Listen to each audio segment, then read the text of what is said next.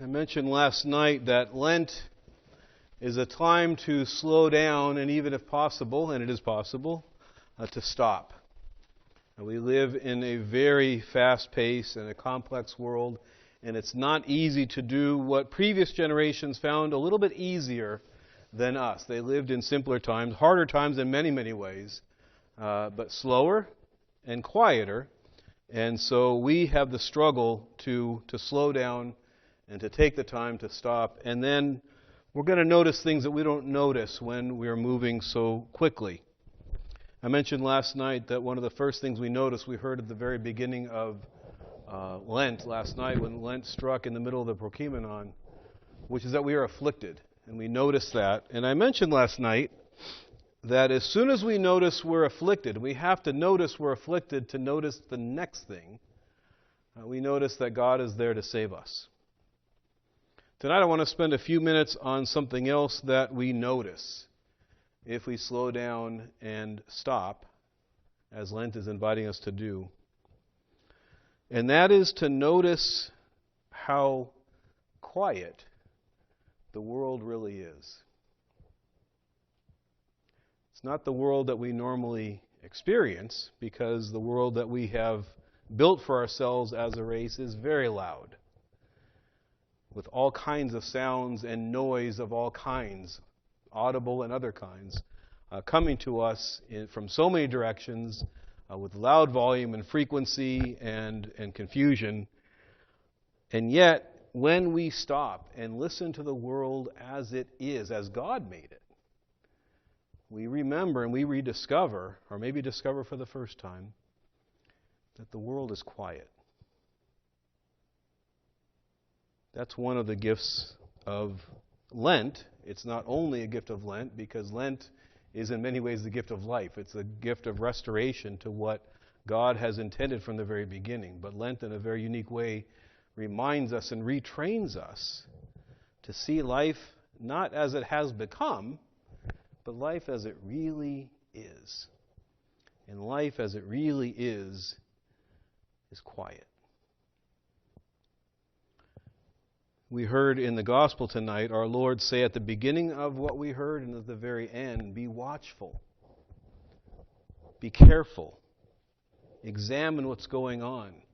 And in the midst of noise, it's really hard to do that. We get distracted by all the noise, and then we don't hear what's happening in the quiet.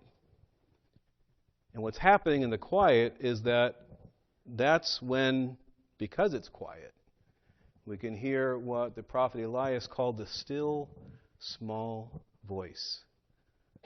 The voice of God.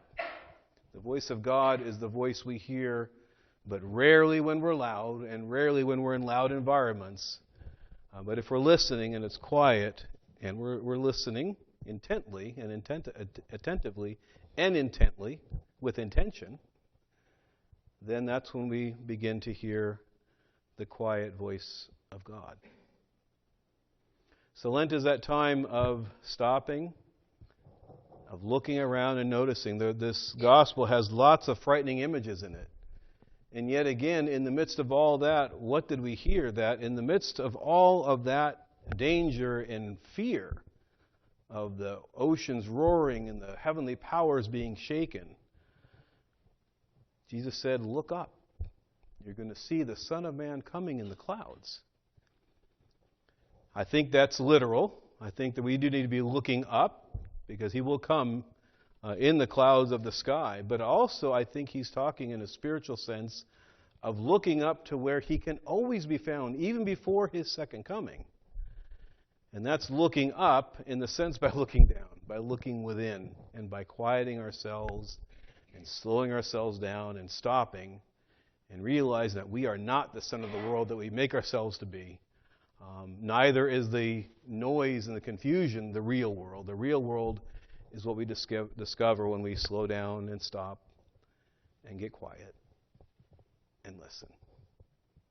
It takes patience, and we are not a patient people these days. This world has trained us to be very impatient, and that's with the great intention of the enemy, who doesn't want us to have the patience to wait for God to come when God is going to come, and to speak as he's going to speak.